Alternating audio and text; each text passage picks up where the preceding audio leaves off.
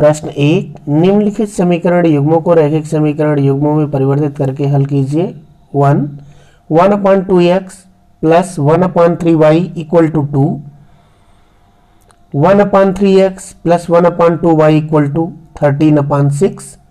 इसको सॉल्व करेंगे तो सबसे पहले पहला स्टेटमेंट लेते हैं, 1/2x plus 1/3y equal to 2 ऐसा लेंगे और फिर हम इसमें क्रॉस मल्टीप्लिकेशन यानी तिर्यक गुणन का प्रयोग करेंगे। तिर्यक गुणन के द्वारा ही हम आगे इसको सरल कर पाएंगे। तो यहाँ पर हम लिखेंगे, जैसे ये 3x है, 3x का गुणा कहाँ होगा, 3y का गुणा यहाँ और 2x का गुणा यहाँ होगा। तो हम 2x का गुणा पहले करते हैं, 2x बन जा 2x प्लस 3y बन जा 3y। फिर इन दोनों का आपस में गुणा कर देंगे, 2 तिहाई 6, 2 3 जा 6 xy इक्वल टू 2। फिर इसका मल्टीप्लाई यहाँ कर देंगे, 2x plus 3y equal to 6 2 जा 12xy। ये इक्वेशन 1 बन जाएगा आपका। अब इक्वेशन 2 बनाने के लिए हम दूसरा कथन नोट करेंगे, 1/3x plus 1/2y equal to 13/6। अब इसमें क्रॉस मल्टीप्लिकेशन यानी कि तिर्यक गुणन करेंगे, यहाँ गुणा करेंगे और यहाँ गुणा करेंगे। 3 का e1 में करेंगे 3x का, यहाँ 3x मिलेगा प्लस 2y का 1 में करेंगे तो 2y मिलेगा और आपस में करेंगे तो 6xy मिलेगा इक्वल टू 13/6। ये तो ऑलरेडी मिलेगा। यहाँ लिखेंगे 3x plus 2y equal to 6xy का यहाँ गुणा करेंगे तो 13 इंटू 6xy हो जाएगा अपॉन 6। 6 1 जा 6 ऐसे कैंसिल कर लेंगे तो शेष राशि जो बचेगी वो होगी 3x plus 2y equal to 13y। x या xy लिखे या yx वही बात है। यहाँ पर समीकरण 2 में लिख दें। अब यहाँ पर आगे इसको सॉल्व करने की प्रक्रिया में चलेंगे तो यहाँ लिखेंगे x समीकरण 1 व 2 से। समीकरण 1 क्या है, 2x प्लस 3y बराबर 12xy, ये समीकरण 1 है। और समीकरण दूसरा है 3x प्लस 2y बराबर 13xy, ये समीकरण 2 है। अब हम इसको समान करने के लिए विलोपन की प्रक्रिया लेंगे, इसमें 2 का और इसमें 3 का गुणन करेंगे। यहाँ लिखते हैं समीकरण 1 में 2 तथा 2 में 3 का गुणा करने पर 2 का इसमें करेंगे 2 दूनी 4x प्लस 2 तिहाई 6y, 12 दूनी 24xy और 3 का तिछा 3 त्रिकाई 9x प्लस 3 दूनी 6y बराबर 13 तिया 39xy। ये समीकरण 3 हो जाएगा और ये समीकरण 4 हो जाएगा। दोनों को घटा लेते हैं। घटाते समय चिन्ह बदलता है, जैसा कि आप लोगों को पता है। मैंने विधि जब बताया था विलोपन विधि कैसे करते हैं उस समय भी यही चीज़ बताया गया था। इनमें 9 में 4 निकलेगा तो -5x और ये कैंसिल हो जाएगा। यहाँ पर माइनस डालेंगे, 9 में 4 गया 5 और 3 में 2 गया 1, 15xy हो जाएगा। अब हम माइनस माइनस भी कैंसिल कर लेंगे, दोनों पक्षों में है, अदला बदली करके लिखते हैं 15xy इक्वल टू 5x। अब हम क्या करते हैं, 15x का पक्षांतरण करते हैं, तो y इक्वल टू क्या होगा, 5x बटा 15x।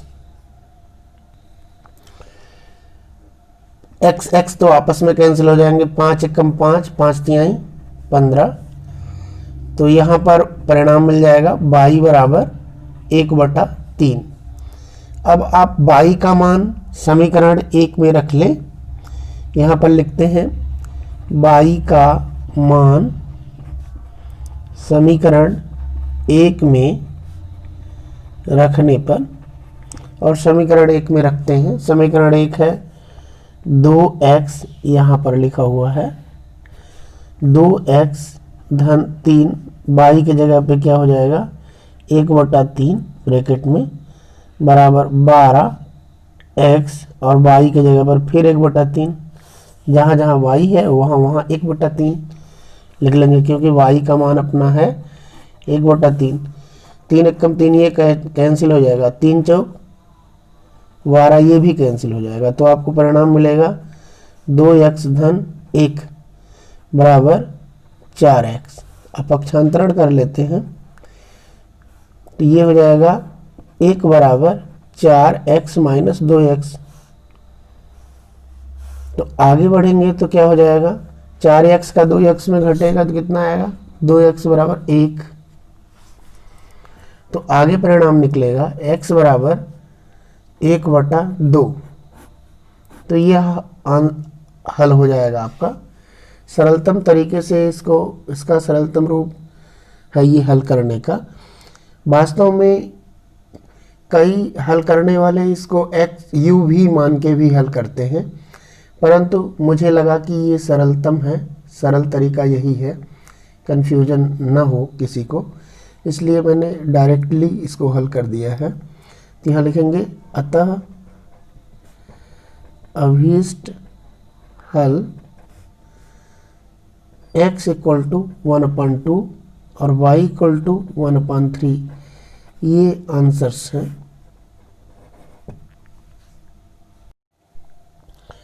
यहाँ पर आप पहले प्रश्न का दूसरा प्रश्न देख रहे हैं। 2/√x plus 3/√y equal to 2, 4/√x minus 9/√y equal to -1। Solution करेंगे अब। तो सॉल्यूशन में हम सबसे पहले कथन को लेके चलेंगे। पहला कथन है 2/√x plus 3/√y equal to 2। इसको हल करेंगे तो इसको सरल कर समीकरण बनाने की प्रक्रिया शुरू करते हैं। तो इसके लिए हम क्रॉस मल्टीप्लाई करेंगे, जैसे √x का मल्टीप्लाई क्रॉस में 3 से करेंगे तो 3√x होगा, प्लस √y का मल्टीप्लाई हम 2 से करेंगे तो 2√y होगा, और इन दोनों का आपस में भी मल्टीप्लाई होगा तो यहाँ पर हो जाएगा √xy इक्वल टू 2। अब आगे बढ़ेंगे तो 3√x plus 2√y equal to, इसका यहाँ गुणा हो जाएगा मल्टीप्लाई, तो 2√xy हो जाएगा। ये इक्वेशन नंबर हमारा 1 हो जाएगा। अब दूसरे कथन को लेकर चलेंगे।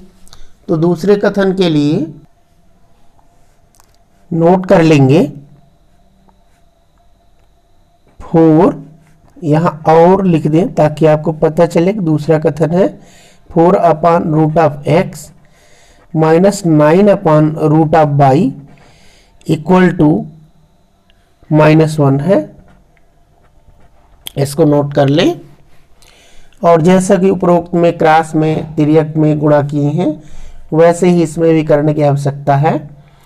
तो हम √x का 9 में करते हैं तो क्या होगा, -9√x प्लस, अब हम √y का 4 में करेंगे तो क्या होगा, 4√y अपान √x का √y से करेंगे गुणा तो क्या होगा, √xy इक्वल टू -1। अब क्रॉस में इसका यहाँ गुणा कर लेंगे तो ये हो जाएगा -9√x plus 4√y equal to root of x y, ये समीकरण 2 हो जाएगा। अब हम समीकरण 1 व 2 को लेकर हल करेंगे। यहां लिखते हैं समीकरण 1 से, समीकरण 1 व 2 से ऐसे लिख लेंगे। और समीकरण 1 व 2 को नोट कर लेंगे। समीकरण 1 क्या है? समीकरण 1 है 3 root of x plus 2 root of y equal to 2 root of x y, equation 1 है। दूसरा इक्वेशन है -9 root of x plus 4 root of y equal to minus root of x y, ये इक्वेशन नंबर 2 है। अब equation 1 है ये, equation 2 है ये। दोनों इक्वेशनों को हम पहले देखेंगे, इनके गुणांकों की स्थिति क्या है। पहले का गुणांक यहाँ 3 है तो इसका 9 है। तो हम यहाँ क्या करते हैं कि समीकरण 1 में हम केवल 2 या 3 का गुणा करते हैं। समता से अभिप्राय ये है, जैसे इसमें 2 का गुणा करेंगे तो ये 4 के बराबर हो जाएगा, या अदला बदली करके गुणा कर ले तब भी वही कार्य होगा। जैसे ये 3 है तो 3 का गुणा करेंगे तो 9 के बराबर होगा। दोनों को इक्विवेलेंट करने से अभिप्राय है यहाँ, यानी दोनों समान हो जाए। तो यहाँ पर 2 का गुणा कर ले ताकि y का गुणांक समान हो जाए, और इसमें एक ही का गुणा रहने दें। यहाँ लिखें समीकरण 1 में 2 तथा 2 में 1 का गुणा करने पर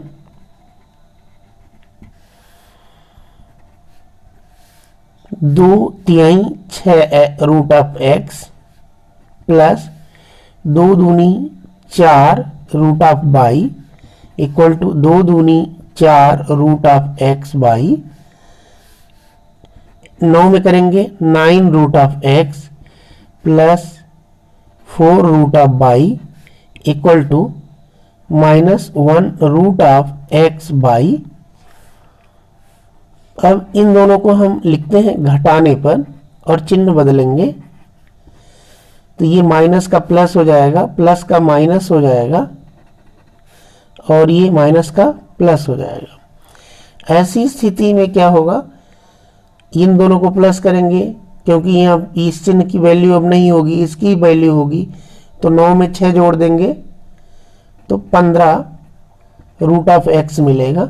और ये तो कैंसिल होना ही है, माइनस और प्लस 4 4 0 हो जाएगा घट के, और ये भी प्लस हो जाएगा। 5 रूट ऑफ एक्स और वाई मिलेगा। अब हम इसको आगे बढ़ाएंगे, तो आगे बढ़ाने की क्रिया है कि जैसे root of 15 root of 5 root of x dot root of y को यहाँ लिख लेते हैं। इसको रूट अलग अलग करके लिख दिए हैं। ये डॉट का मतलब मल्टीप्लाई ही होता है। ये हो जाएगा √15 रूट ऑफ एक्स, यानी कि ये वाली राशि यहाँ लिख दिए हैं और ये वाली राशि यहाँ लिख दिए हैं। अब हम क्या करेंगे, 5 रूट ऑफ एक्स को root of y equal to 15 root of x upon 5 root of x. Root of x cancel, तो क्या बचेगा 5 तिहाई 15। तो यहाँ आ जाएगा root of y equal to 3। यहाँ रूट है तो रूट अगर हटा दें आप, तो रूट हटाएंगे तो उधर वर्ग होगा, तो वाई इक्वल टू 3 का स्क्वायर हो जाएगा, तो 3 3 9 हो जाएगा। तो यहाँ पर या तो रूट ऑफ वाई का मान ज्ञात करें तो 3 मिलेगा, या वाई का मान ज्ञात करेंगे तो 9 मिलेगा। अब हम रूट ऑफ वाई का मान यानी इसका मान रखेंगे किसमें, समीकरण 1 में। जैसा कि आप देख रहे हैं रूट ऑफ वाई का मान क्या प्राप्त हुआ है 3, और वाई का मान क्या हुआ है 9, क्योंकि रूट जब हटेगी तो उधर वर्ग होगा, तो वर्ग होगा 3 का वर्ग 9 हो जाएगा। तो यहाँ पर रूट ऑफ वाई का मान समीकरण 1 में रखने पर, रूट ऑफ बाई का मान समीकरण 1 में रखने पर, 1 में रखेंगे तो रूट ऑफ समीकरण 1 क्या है, यहाँ पर है 3 root of x plus 2, root of y का मान क्या है 3 है, तो यहाँ हो जाएगा आपका 3 ब्रैकेट में equal to 2 root of x और रूट ऑफ बाई का मान क्या हो जाएगा 3, ये ब्रैकेट के बाहर होगा क्योंकि रूट का मान है, तो यहाँ लिखेंगे 3 रूट ऑफ एक्स प्लस 3 2 जा 6 इक्वल टू 2 3 जा 6 रूट ऑफ एक्स। अब इसको पक्षांतरित कर लेते हैं तो क्या हो जाएगा, ये 3 root of x minus 6 root of x equal to -6, पक्षांतरित होकर उधर चला जाए। तो इन दोनों को घटाएंगे तो क्या मिलेगा, -6 रूट ऑफ एक्स घट के हो जाएगा -3 रूट ऑफ एक्स बराबर -6, माइनस माइनस कैंसिल कर देंगे तो दोनों पक्षों में मान प्राप्त हो जाएगा। Root of x equal to 6/3, 3 2 या 6 कर देंगे। अब आगे बढ़ेंगे तो root of x equal to क्या होगा 2। अब जैसा कि आप जानते हैं कि यहाँ रूट है तो रूट हटाएंगे इधर का तो उधर क्या हो जाएगा, वर्ग हो जाएगा, वर्ग का मान 4 होगा, 2 दूनी 4। अतः अभीष्ट हल आपको प्राप्त हो चुका है। अभीष्ट हल यह रूट ऑफ 2 एक्स का मान बताएं तो 2 होगा और रूट ऑफ बाई का मान बताएं तो 3 होगा। यदि एक्स में मान बताएं इसे तो एक्स में 4 और वाई में 9 होगा। इस प्रकार हल प्राप्त हो जाएंगे। यहां पर प्रश्न है, ऋतु नदी की धारा की दिशा में 2 घंटे में, ऋतु नदी की धारा की दिशा में 2 घंटे में 20 किलोमीटर और धारा के विपरीत दिशा में 2 घंटे में 4 किलोमीटर तैर सकती है। स्थिर जल में उसके तैरने की चाल तथा धारा की चाल ज्ञात कीजिए। ऋतु एक बालिका है जो क्या करती है, नदी में तैरना शुरू करती है। तो जब वो धारा की दिशा में तैरती है तो 2 घंटे में 20 किलोमीटर दूर जा सकती है और धारा की विपरीत दिशा में अगर वो तैरना शुरू करती है तो 2 घंटे में 4 किलोमीटर केवल तैर पाती है। तो स्थिर जल में ऋतु के तैरने की चाल और धारा की चाल ज्ञात करना है। तो ऐसी स्थिति में हमें स्थिर यानी स्टिल वाटर में ज्ञात करना है, यानी स्थिर जल में तैरने की चाल ज्ञात करना है।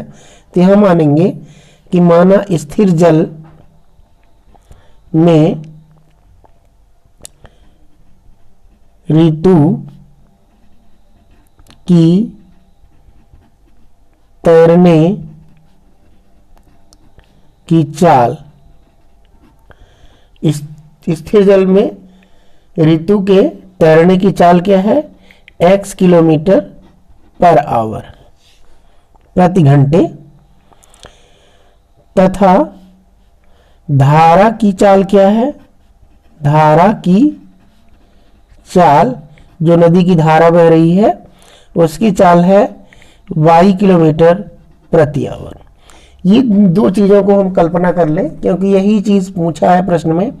स्थिर जल में उसकी यानी कि ऋतु के तैरने की चाल तथा धारा की चाल यानी कि नदी की धारा की चाल को ज्ञात करना है।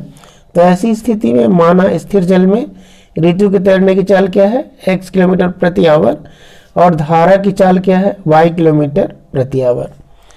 तो हम यहाँ पर धारा की दिशा में चलते हैं। धारा की दिशा में, धारा की दिशा में वास्तविक चाल क्या होगी,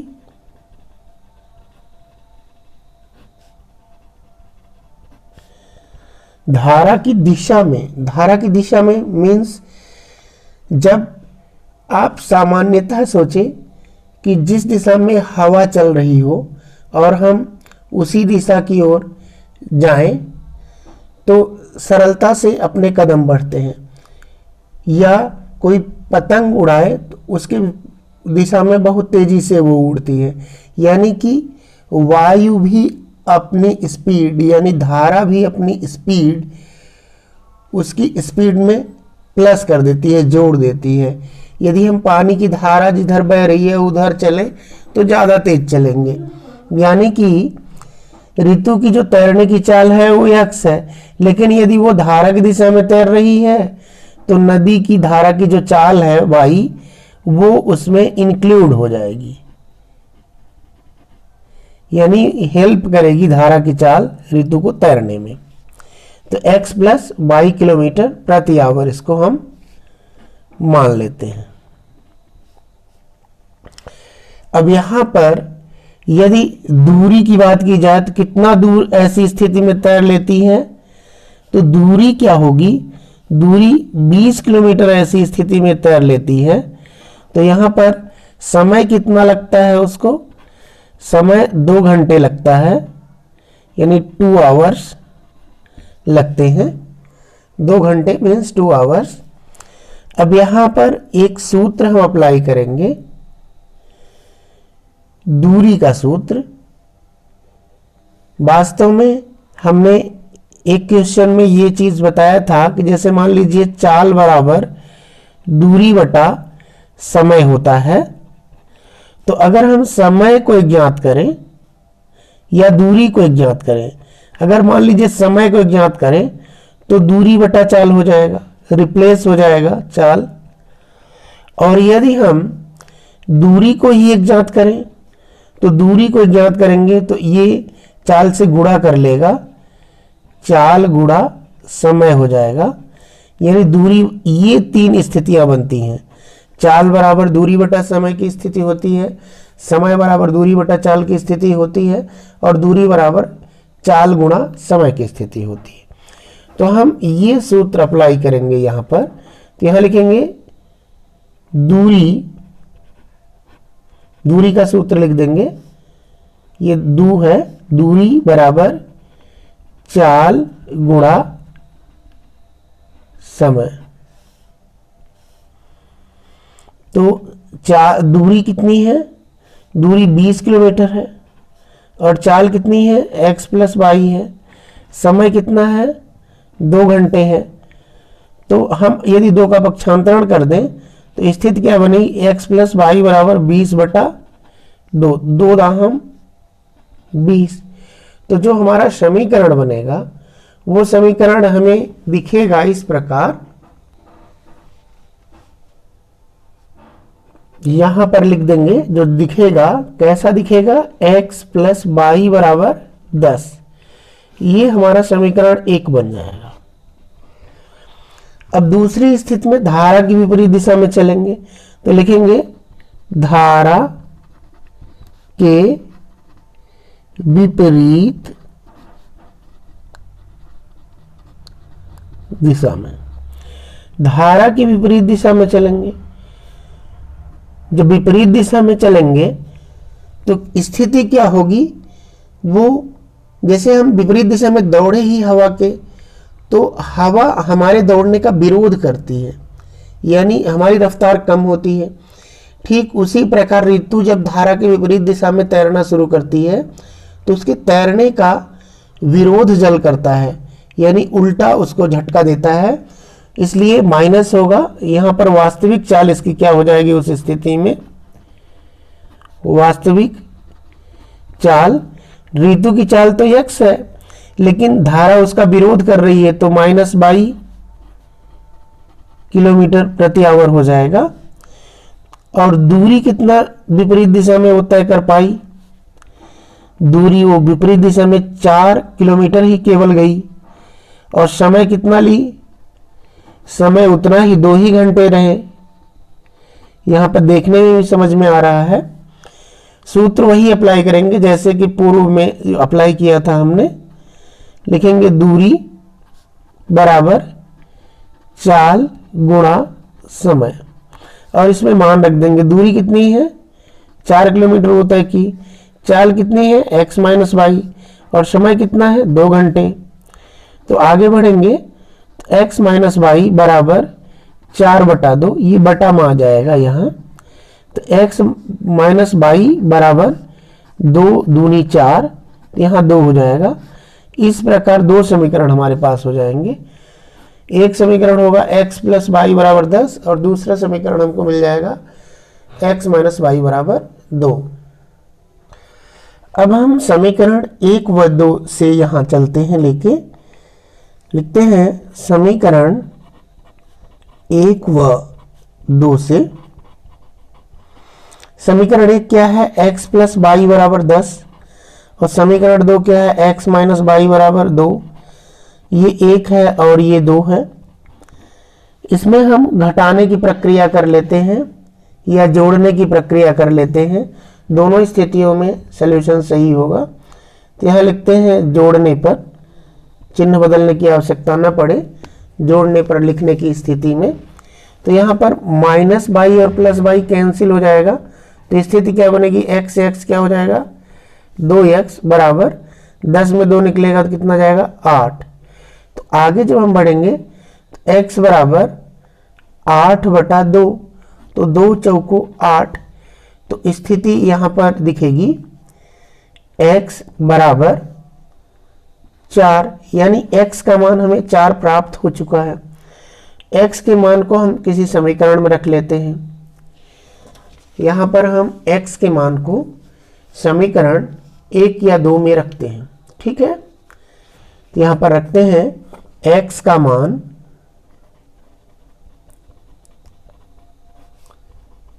समीकरण 1 में रखने पर, x के मान को हम समीकरण 1 में रखेंगे तो x का मान हमें 4 मिला है। तो x के मान को जब समीकरण 1 में रखेंगे, समीकरण 1 क्या है अपना, x प्लस वाई है, तो 4 प्लस वाई हो जाएगा बराबर 10।